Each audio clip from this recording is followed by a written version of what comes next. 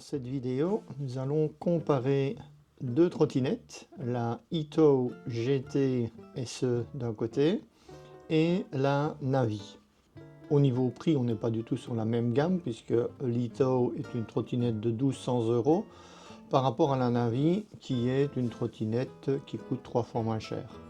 Donc évidemment, il ne faudra pas s'attendre à avoir des performances identiques. Au niveau de la batterie de l'Ito, on est sur du 10,5 A en 48 volts contre du 7,8 A en 36 volts. Qu'est-ce que ça veut dire? Ça veut dire que on aura plus de jus avec l'Ito et aussi plus de réserve. On verra sur le terrain si c'est vrai. Le poids est également inférieur pour l'Ito, ce qui est un avantage quand on doit la porter.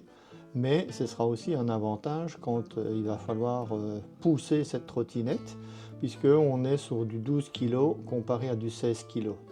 L'autonomie annoncée, en tout cas, est plus ou moins la même, donc on peut s'attendre à arriver à faire 30 km. On fera un test d'autonomie séparé pour voir si les deux trottinettes sont comparables. Au niveau de la pente maximum, au niveau Ito, on nous annonce du 25 degrés, ce qui ferait un 46%. Et au niveau de Navi, on nous annonce du 15%, ce qui ne ferait que 8 degrés. Niveau des pneus, on a des pneus pleins sur l'Ito, ça veut dire qu'on ne pourra pas crever. Mais au niveau confort, évidemment, des pneus pleins, c'est beaucoup plus dur.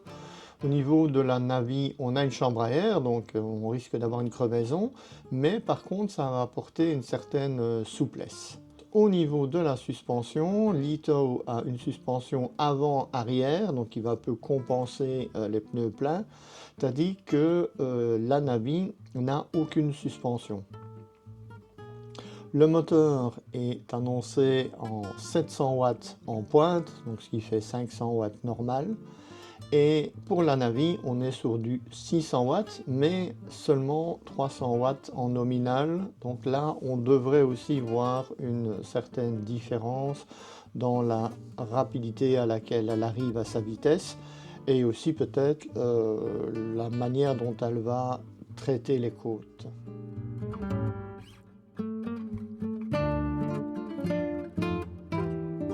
Voilà prêt pour le premier test de la côte.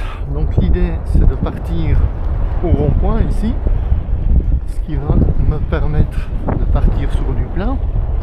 Là elle est à 25 km/h et donc là je vais pouvoir, voilà, je suis sur 23, 26 même.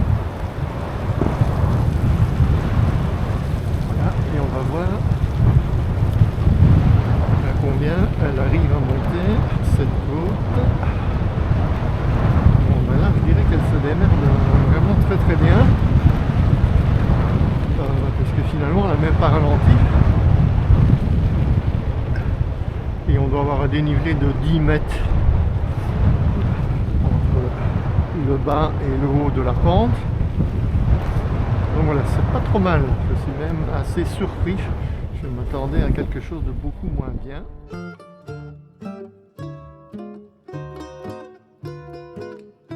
Et voilà, donc on se retrouve pour le test de la montée avec l'Ito. On est exactement dans les mêmes conditions que la Navi. Et donc on démarre du plat.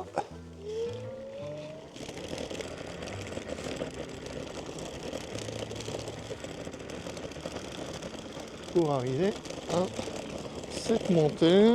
Là je suis à 18. 21, 22, 23, 24, 25, 24, 23. Et voilà, donc sans problème. Une grosse surprise évidemment puisque le moteur est plus puissant.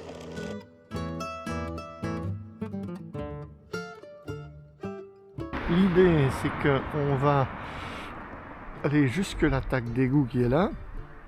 Je vais partir de la ligne l'attaque d'égout précédente.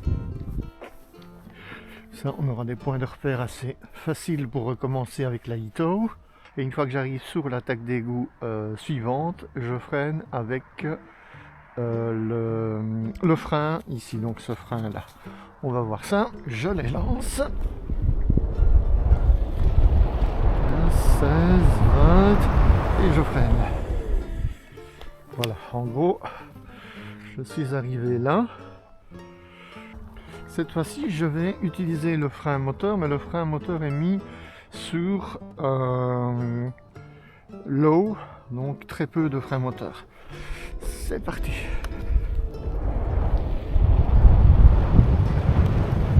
Top.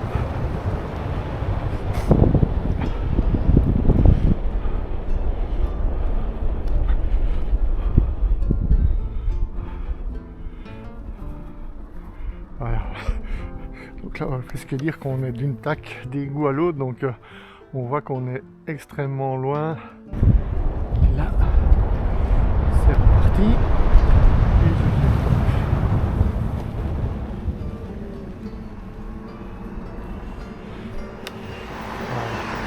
Donc là, on voit que ça a quand même bien freiné. Bon, il faut utiliser le frein, hein, c'est clair.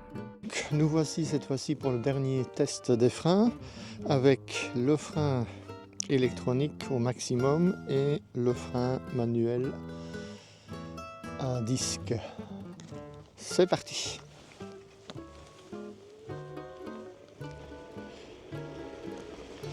Tops. Donc là finalement je n'ai pas gagné grand chose, je suis exactement au même endroit.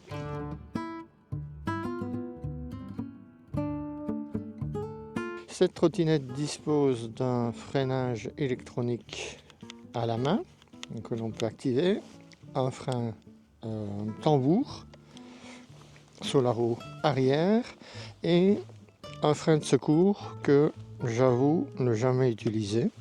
C'est parti.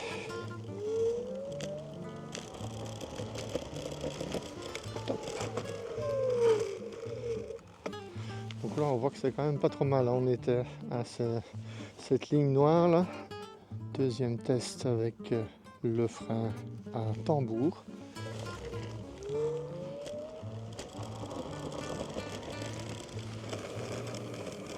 Là on dérape bien. On peut voir la ligne ici, le dérapage. Et on est, je dirais, exactement au même endroit. Donc finalement, on n'a pas gagné grand chose. On est même un peu plus loin que la Navi. Troisième et dernier test, on va freiner avec le frein électronique et le frein tambour pour voir si ça fait une différence. C'est parti.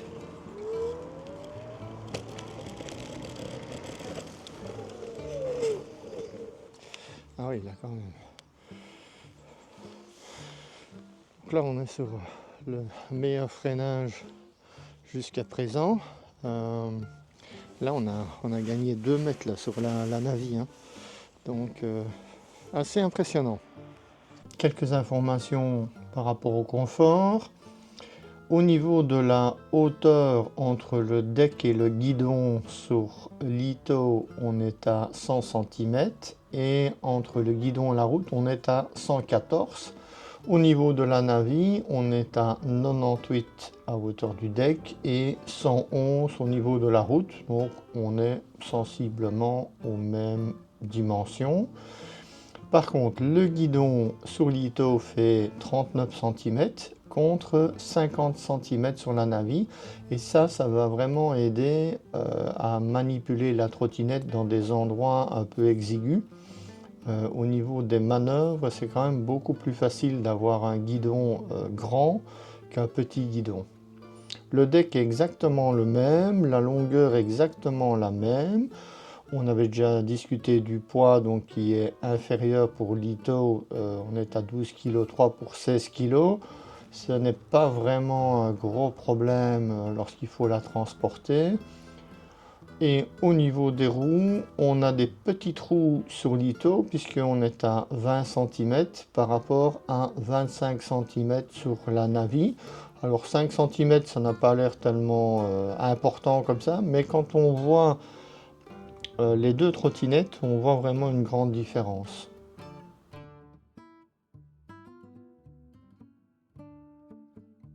Et donc l'idée, ça va être de ralentir jusqu'à ce qu'on trouve une situation de confort, on va dire, pour rouler sur les pavés.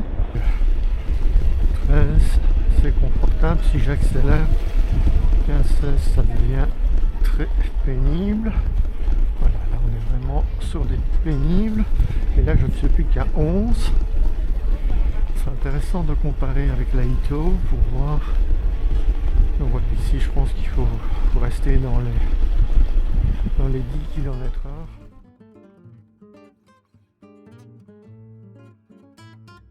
Nous allons enchaîner sur le test de confort avec la route pavée. Bon, ici sur des pavés comme ceci, évidemment aucun souci. C'est ici que le test de confort commence. On a ici à 16 à l'heure et franchement je pense que c'est le maximum. Et encore, voici seulement le morceau difficile. 13.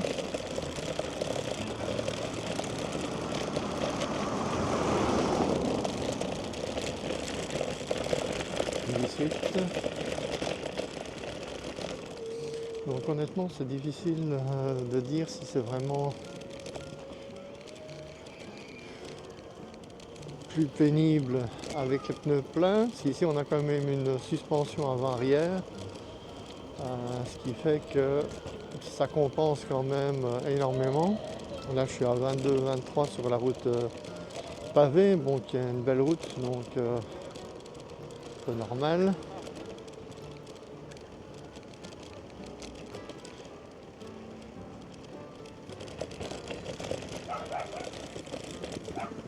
Ici on a une route un peu plus défoncée. On n'a pas les chocs que l'on a avec la Navi. Alors un premier bilan après les différents tests que l'on a fait avec les deux trottinettes. Le test de montée, j'ai donné 10 points à l'Ito et 8 à la Navi parce que l'Ito avait plus de puissance, même si la Navi, j'ai franchement été étonné de l'avoir grimpé sans peiner. Le test de freinage, j'ai donné 10 points à l'Ito contre 6 pour la Navi. Au niveau de l'Ito, la capacité de freinage est vraiment excellente quand on utilise et le frein moteur et le frein à tambour. Au niveau de la Navi, ce n'est pas trop mal, mais il y a plusieurs choses qui me déplaisent. D'abord le fait que le frein électronique, on ne peut pas le manipuler manuellement. Donc dès qu'on lâche l'accélérateur, on a le frein électronique qui se met en marche, donc pas question de faire du roue libre dans les descentes. Et je trouve qu'elle n'est pas assez agressive dans son freinage avec le frein à disque. Test du confort, je donne 8 points à l'Ito et 5 points à la Navi. C'est un peu une déception pour la Navi, je m'attendais à ce que les pneus avec chambre à air soient plus efficaces. Mais finalement, la suspension sur l'Ito donne un meilleur confort malgré les pneus pleins. Test de vitesse, j'ai donné 10 points à la l'Ito, mais 9 points à la Navi parce qu'on arrive assez facilement à 25 km/h. Il y a juste une petite différence de puissance au niveau de l'Ito, ce qui nous donne un total de 38 points pour l'Ito et de 28 points pour la Navi sur 40. Donc la Navi n'a vraiment pas à rougir de son score, compte tenu de la différence de prix évidemment. Un bilan provisoire, puisqu'on n'a pas encore le test d'endurance, qu'on fera dans une seconde vidéo, nous donne en 10 points pour chaque trottinette, un total de 78 points pour l'Ito contre 68 points contre la Navi. Alors on va voir un peu plus en détail, puisque a priori ça a l'air assez proche, mais il y a quand même des différences. Premièrement, le démarrage. Le démarrage sur l'Ito est proposé en option à pied, c'est-à-dire qu'il faut élancer la trottinette avec le pied vers 5-6 km/h avant qu'elle ne démarre. Donc c'est en option sur l'Ito, on peut la désactiver à partir de l'application. Avec la Navi, c'est obligatoire et c'est franchement pénible. Un exemple, lorsqu'on freine pour un piéton, dès qu'on veut redémarrer, il faut de nouveau élancer la trottinette avec le pied. Franchement, moi je trouve ça très pénible. Pour le freinage, on en a discuté dans le rapport précédent, 10 points pour l'Ito, 5 points pour la Navi. C'est vrai qu'au niveau de l'Ito, je me sens plus en sécurité, ne serait-ce que d'avoir un frein de secours sur la roue arrière que je peux activer avec mon pied, mais aussi l'IABS, donc le système de freinage électronique, qui est beaucoup plus performant. Au niveau du confort, l'Ito, je lui ai donné 8 points. Je pense que les amortisseurs jouent vraiment un rôle très important sur une trottinette, puisqu'elle possède des roues pleines, alors que la Navi, avec des roues à chambre à air, on sent énormément les chocs ou les trous sur la route, et ça devient vite désagréable pour les yeux et pour le dos. Ergonomie, la trottinette Ito est plus légère, elle est plus ergonomique aussi puisque quand elle se replie, on a vraiment une structure à plat, alors qu'au niveau de la Navi, même si le guidon va suivre la colonne est quand même en oblique. Au niveau de la puissance, on est sur du 700 watts avec une batterie de 48 volts pour l'Ito, contre 600 watts et une batterie de 36 volts. Alors, dans les tests que j'ai faits, je n'ai pas vraiment vu d'énormes différences. On sent qu'il y a beaucoup plus de puissance au niveau de l'Ito. Le test d'endurance devrait être beaucoup plus parlant. Au niveau de l'application smartphone, sur Ito, c'est pas vraiment indispensable, on n'en a pas vraiment besoin, alors que sur la Navi, c'est vraiment indispensable puisqu'on n'a pas une indication du nombre de kilomètres qu'on a parcouru, on a juste le pourcentage de la batterie et c'est quand même une indication intéressante lorsqu'on veut évaluer la capacité restante de la batterie. Le tableau de bord chez Ito est très complet. Par contre, il est un peu moins visible que sur la Navi. La Navi, on a uniquement la vitesse et le pourcentage de batterie. Et donc, dès qu'on veut d'autres informations, il faut sortir son smartphone. Maniabilité, on a un guidon court sur l'Ito pour un guidon long sur la Navi. Donc, on aura plus facile de slalomer entre des piétons, par exemple. La solidité, l'Ito est reconnue comme une trottinette assez fragile au point de vue électronique, et on l'a bien vu la dernière fois en Italie, puisque le contrôleur a grillé dans une montée trop forte. La Navi semble être extrêmement solide, on voit qu'il y a énormément de protection de surchauffe sur la batterie, on peut voir que les soudures sont vraiment de très bonne qualité, on voit qu'on a des tubes vraiment surdimensionnés. Donc là, ça donne confiance. On verra à l'usage. Bon, ici, j'ai Ito, j'ai quand même une expérience de 3 trottinettes. Donc ça veut dire plus de 10 ans avec la marque Ito. Et ici, Navi, c'est vraiment tout récent. Au niveau du prix, évidemment, là, il y a une grande différence puisqu'on tourne autour de 1 200 € pour la Ito GT. Et la Navi, on est à 400 € et je l'ai même eu en promo pendant les soldes à 349.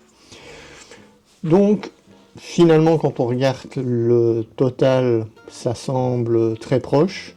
Mais je pense que derrière ce total, il y a quand même des grandes différences. Forcément, le prix a fait redescendre les points de l'Ito. Mais globalement, l'Ito reste une meilleure trottinette que la Navi.